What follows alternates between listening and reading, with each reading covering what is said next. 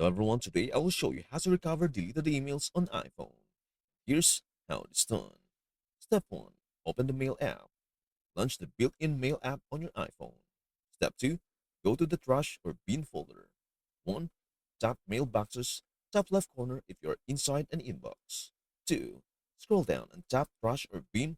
Name depends on your email provider. This folder contains recently deleted emails, usually for up to 30 days. Step 3. Recover the email. 1.